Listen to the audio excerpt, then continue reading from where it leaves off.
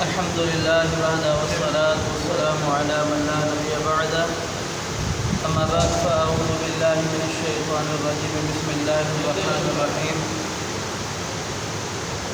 وكذلك فتنا بعضهم ببعض ليقولوا أهؤلاء من الله عليهم من بيننا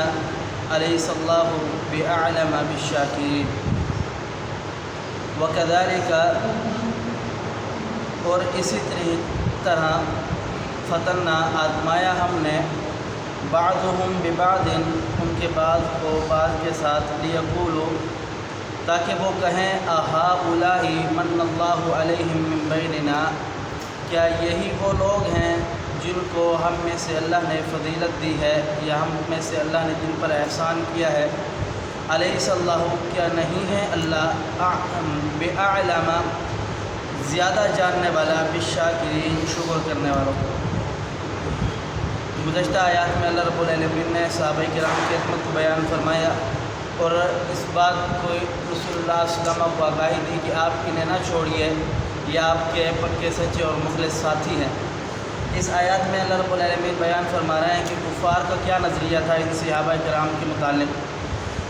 اللہ رب العالمین بیان فرماتے ہیں کہ ہم نے ان لوگوں کو آزمایا،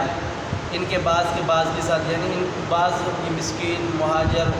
جن کے پاس کھانا نہیں ہے، جن کے پاس لباس نہیں ہے، ان لوگوں کے ساتھ ہم نے ان لوگوں کو فضیلت دی، ان لوگوں پر جن لوگوں کے اوپر اللہ رب العالمین نے بڑے انعامات کیے، جن لوگوں کو مال سے مالا مال کیا۔ اب شروع اسلام میں جب رسول اللہ صلی اللہ علیہ وسلم نے دعوت قولوا لا الہ الا اللہ دی تو آپ علیہ السلام کی اس دعوت پر جو لوگ ایمان لے کر کے آنے والے تھے وہ مسکین تھے، غریب لوگ تھے، زیادہ تر ان کی تعداد غربا میں شمار تھی۔ یہی وجہ کہ جب ابو سفیان کو نجاشی بادشاہ ہے جو اس نے پکڑ لیا اور لے گیا کہ میں پتہ کروں، رسول اللہ صلی اللہ علیہ وسلم نے مختلف بادشاہوں کی طرف اپنے خطوط جاری کیے تو اس نے کہا کہ اگر یہ سچا نبی ہے تو اس کے علاقے میں سے کسی کو لے کر کے ابو سفیان کا قافلہ گزر رہا تھا تو لوگ جو اس بادشاہ کے تھے انہوں نے ابو سفیان کو پکڑ کر کے اپنے بادشاہ کے سامنے پیش کیا۔ جب ابو سفیان اس وقت تک رضی اللہ تعالیٰ عنہ ایمان نہیں لائے تھے تو ابو سفیان رضی اللہ تعالیٰ عنہ سے پوچھا گیا کہ آپ بتلائیے کہ رسول اللہ صلی اللہ علیہ وسلم کی خاندان میں سے کسی اور نے نبوت کا دعویٰ نہیں کیا تو آپ علیہ السلام کا خاندان کیسے ہے، آپ کا نسب کیا ہے، اس متعلق ان میں سے ایک سوال یہ بھی تھا کہ اس رسول پر ایمان لے کر کے جو آنے والے لوگ تھے، افراد تھے، اشخاص تھے، ان کی مالی حالیت کیا ہے، وہ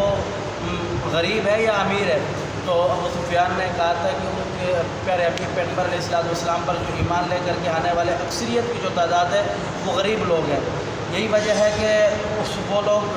بادشاہ تھا، اس کا کھلا دماغ تھا، وہ سمجھتا تھا ان معاملات کو، اور وہ آپ علیہ السلام پر ایمان بھی لائے تھے اور آپ علیہ السلام نے اس کی وفات پر غائبانہ نماز جنازہ بھی پڑھایا تھا۔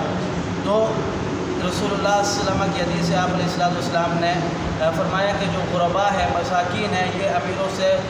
بعض روایت کے مطابق 40 سال پہلے جنت میں جائیں گے، بعض روایت کے مطابق 70 سال پہلے جنت میں جائیں گے، بعض روایت کے مطابق 50 سال کا ذکر ہے۔ اب یہاں بات یہ کہ غریب ہونے کے ساتھ ساتھ عمل بھی اچھا ہونا چاہیے، یہ نہیں ہے کہ میں غریب اور میں پہلے جنت میں جاؤں گا، ایسا مطلب نہیں ہے۔ ہاں جو امیر ہے اللہ رب العالمین کو راضی کرتے ہیں، اللہ رب العالمین کے ساتھ ان کا اچھا تعلق ہے تو وہ بھی پہلے جنت میں جائیں گے۔ جیسے کہ رسول اللہ صلی اللہ علیہ وسلم کے پاس کچھ صحابہ کرام ہیں جو غریب تھے، انہوں نے کہا کہ یا رسول اللہ ہم صدقہ کرنا چاہتے ہیں، بہت اللہ کی راہ میں مال خرچ کر دینا چاہتے ہیں لیکن ہمارے پاس مال نہیں ہے،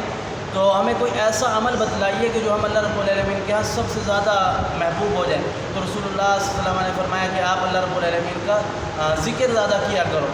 تو رسول اللہ صلی اللہ علیہ وسلم نے بتایا، اس کے بعد صحابہ کرام کو عمل کرنے لگے، صحابہ کرام آپس میں عریض تھے کہ ہم ایک دوسرے سے عمل میں بڑھ جائیں۔ تو جو اللہ رب العالمین نے جن صحابہ کرام کو مال دیا تھا انہوں نے دیکھا وہ بھی شروع کرنا، یہ شروع ہو گئے کہ اسی ذکر کو، پھر وہ صحابہ کرام رسول اللہ صلی اللہ علیہ وسلم کے پاس آ کر کہنے لگے یا رسول اللہ جو عمل ہم کر رہے ہیں وہ تو وہ صحابہ کرام بھی کر رہے ہیں۔ تو آپ علیہ السلام نے فرمایا یہ اللہ رب العالمین کا فضل ہے، اللہ جسے جو چاہے دے دے۔ تو یہاں اللہ رب العالمین نے یہ بیان فرمانا مقصود ہے کہ جو لوگ اللہ رب العالمین کے یہاں مطلب جن کی دنیا کے یہاں کوئی اہمیت نہیں ہے، دنیا کے یہاں جن کی حیثیت نہیں ہے، وہ لوگ اللہ رب العالمین کے یہاں اتنا اللہ رب العالمین کے یہاں قدر رکھتے ہیں کہ رسول اللہ صلی اللہ علیہ وسلم کی حدیث ہے رب عائشہ مدفون بالابواب لوگ سمان اللہ الا برہ، کہ اگر کتنا پراگندہ بالوں والے جن کے بال بکھرے ہوئے جنہیں لوگ اپنے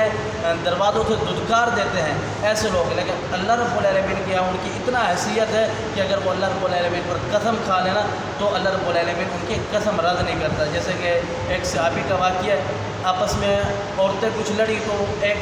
عورت نے دوسرے عورت کے دانت توڑ دیے۔ جب دانت ٹوٹ گئے تو اللہ کے رسول پیارے پیغمبر علیہ السلام کا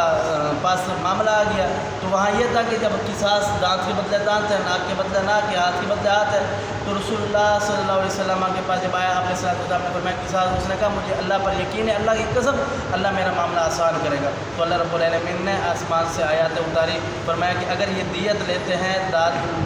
دیت دیتے تو ان کے لیے زیادہ اچھی بات ہے، تو ان لوگوں نے معاف کر دیا۔ تو اللہ رب العالمین ایسے مہاجرین مساکین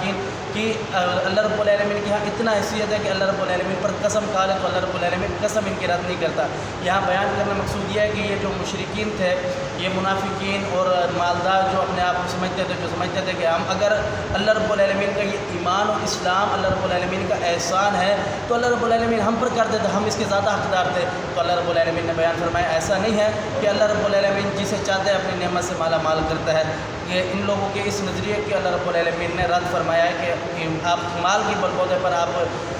اس دنیا میں افضل نہیں ہو، ایمان کے اور اسلام کے بلبوتے پر اللہ رب العالمین کے یہاں اخلاص کے بلبوتے پر اللہ رب العالمین کے ساتھ تعلق کے بلبوتے پر انسان افضل ہے۔ اللہ سمجھنے عمل کی توفیق دے، قول قولی ھذا استغفر اللہ لی ولکم ولسائر المسلمین۔